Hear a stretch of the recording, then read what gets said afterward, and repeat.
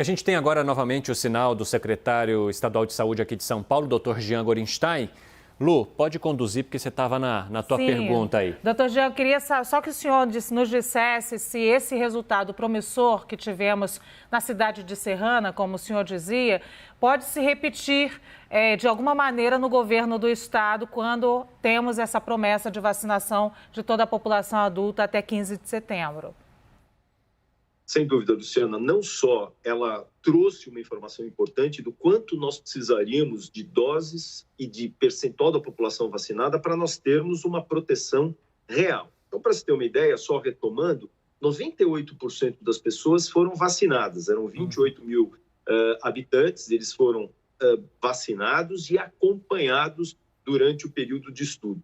Qual foi o impacto? Se percebeu que com 75% da população vacinada, eu tenho um controle da pandemia. Em paralelo, eu tive 95% de queda no número de mortes, 86% de redução no número de casos, portanto, na transmissão, e 85% no número de internações. Portanto, sem dúvida alguma, impactando nos 3 índices que são extremamente importantes na circulação do vírus, na gravidade, na mortalidade e, como disse, 75% da população vacinada eu controlo a pandemia. E é isso que guia o Estado de São Paulo para nós darmos celeridade ao nosso projeto vacinal e estarmos vacinando com celeridade, nós terminamos grupos que são grupos que impactam em morte. Então, idosos já foram convocados e vacinados todos.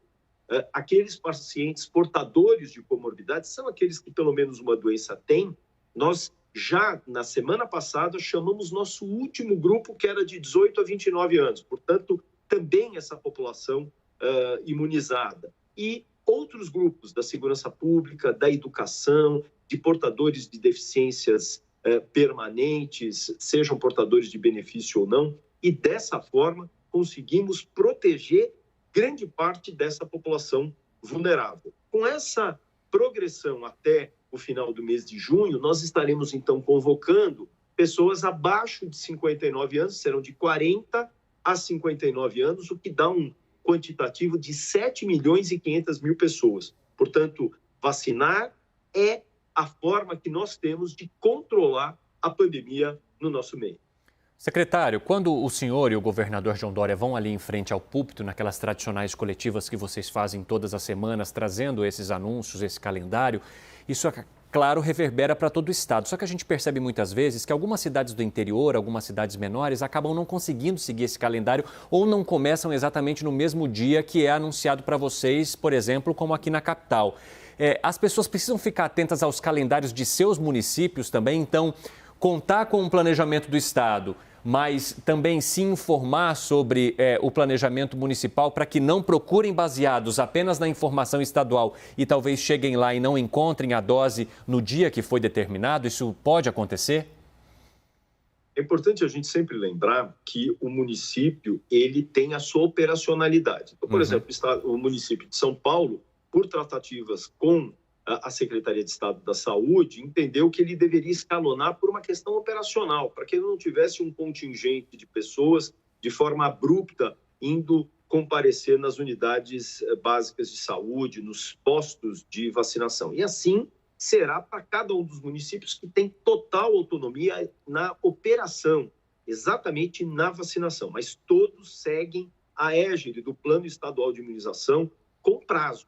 Eu posso escalonar a convocação das faixas etárias, mas eu tenho que manter o prazo. Nós não podemos tirar nem só a esperança, como também a chance de proteção dessa nossa população dos brasileiros de São Paulo. Secretário, como vocês pretendem lidar com uma espécie de otimismo exacerbado que pode haver na população de São Paulo ao ter parte da população, ou a parte adulta, ou público-alvo vacinado no dia 15 de setembro? Eu digo isso porque a gente viu agora no Reino Unido a variante Delta tirando um pouquinho desse entusiasmo todo também dos ingleses, dos britânicos, justamente porque eles pretendiam flexibilizar e retomaram de novo essa medida de não flexibilizar mais nessa semana passada. Então, como lidar com esse possível otimismo, sabendo que a gente ainda pode ter que lidar com a variante Delta, essa variante originária da Índia, que está começando a chegar ao Brasil? A primeira questão que nós temos que ter é que esse otimismo ele é a esperança de que as pessoas estejam, sim, vacinadas, imunizadas e protegidas. E que nós teremos que conviver com a pandemia, mesmo com a população vacinada. A gente controla a epidemia, mas, por outro lado, nós vamos ter espaços que também serão controlados. Então, o governo do Estado de São Paulo não está só vacinando, aumentando o número de leitos de UTI ou controlando a distribuição de insumos e respiradores. Não, nós estamos fazendo, além de tudo, a partir agora do mês de julho, uma testagem importante. A testagem através de testes muito rápidos, que são testes de antígeno. São testes rápidos, 15 minutos eu consigo ter o resultado, com uma performance de sensibilidade para o vírus e especificidade alta de 98%, próximo àquele PCR, que demorava 5, 7 dias e era muito mais caro. Hoje a gente consegue fazer isso populacionalmente. Então eu não tenho dúvida que hoje nós estaremos vacinando como estamos, as pessoas entendendo da necessidade ainda de manter as restrições, distanciamento, uso de máscara e, ao mesmo tempo, os testes. Esses testes vão ser voltados para quem? Para quem tem sintomas leves, nariz entupido, dor de garganta, você já faz o teste. Se vier positivo, você testa as pessoas na volta. Ou seja, você testa mais rápido, você identifica quem está à volta e, com isso, nós também podemos testar para evento. Nós já estamos fazendo isso. Então, pequenos grupos estão sendo testados para eventos e, com isso, você impede que aquelas pessoas com sintomas leves ou até mesmo sem sintomas sejam diagnosticadas e, dessa forma, não ingressem colocando em risco os demais. Então, eu não tenho dúvida que nós ainda vamos passar um período de alguns meses nesse convívio com a pandemia, enquanto nós não temos ainda a população brasileira por completo, não só do Estado de São Paulo, mas a população brasileira por completo, devidamente imunizada. Secretário, vocês anunciaram aí a ampliação das aulas presenciais a partir de agosto. E isso vai cair justamente bem depois das férias escolares que muitas escolas vão adotar. Férias, inclusive, que, mesmo diante de uma pandemia, podem favorecer viagens com crianças, ou essas crianças se deslocarem de uma cidade para outra para passar um tempo com a família, enfim. Essa ampliação vai ser possível mesmo com essa possibilidade de deslocamento, ou seja, de pessoas circularem mais? E baseados em que vocês garantem que será um retorno seguro com essa ampliação? Evandro, a gente sempre colocou a escola como não só um serviço essencial, como um local extremamente seguro. Uhum. É claro que nós precisamos restringir mais, principalmente naquela fase que foi uma fase emergencial, em que nós tivemos uma rápida evolução do número de casos, mas nós não deixamos de atender aqueles mais vulneráveis, principalmente que precisavam proteção alimentar dentro das escolas.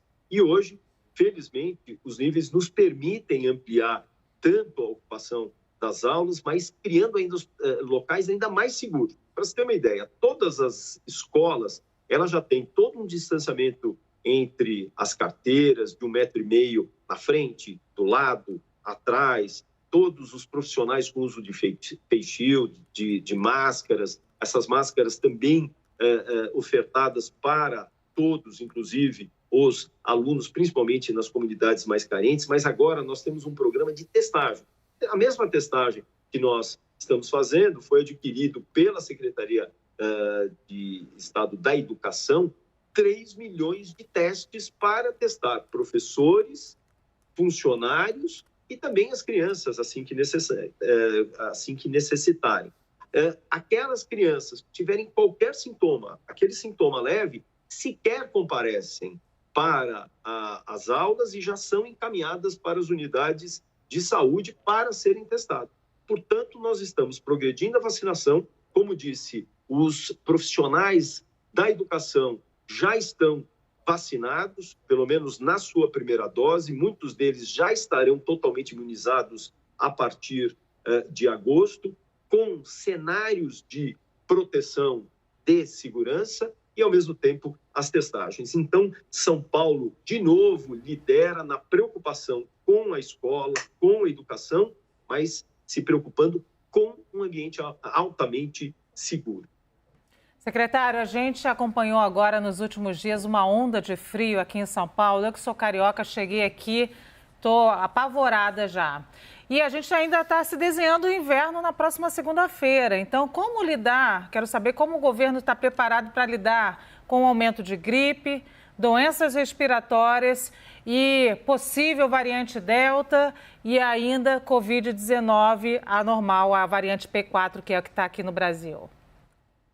Bom, primeira questão que nós temos como lei desde 4 de maio o uso de máscara, seja nas ruas, seja nos ambientes públicos ou locais, comércios, serviços, shoppings, para que realmente as pessoas se protejam dos vários vírus respiratórios. Um dos vírus respiratórios é o Covid, o coronavírus, mas nós temos outros vírus respiratórios, como você bem disse, Luciana, o próprio vírus da gripe. Por outro lado, nós temos a proteção para as pessoas que são vulneráveis também para a gripe e aquelas que deveriam tomar a vacina pelo risco de desenvolver formas graves. Quem são elas? Gestantes, puérperas, profissionais da área da saúde, profissionais da área da educação. Então, nós precisamos que as pessoas ainda tomem essa vacina. Nós temos ainda um número de pessoas que estariam nesses públicos elegíveis com risco de desenvolver formas graves que, infelizmente, ainda não tomaram a vacina da gripe. Portanto, se você está nesses grupos de eleição, tomem a vacina. Lembrando que eu tomei a vacina do Covid hoje, depois de 15 dias eu já posso tomar a vacina da gripe. Ou tomei a vacina da gripe hoje, daqui a 15 dias eu posso tomar a dose do Covid. É só dessa forma que nós vamos nos proteger e principalmente de alguns quadros virais que são mais graves, especialmente em algumas populações, como também esqueci de elencar, os próprios idosos. Ok, secretário, muito obrigado. Dr. Jean Gorenstein, que é secretário de Saúde aqui de São Paulo. É um prazer falar com o senhor. Muito obrigado. O espaço está sempre aberto. Muito obrigado, Evandro, Luciano e a todos da CNN. É sempre um prazer conversar com vocês. Muito obrigado.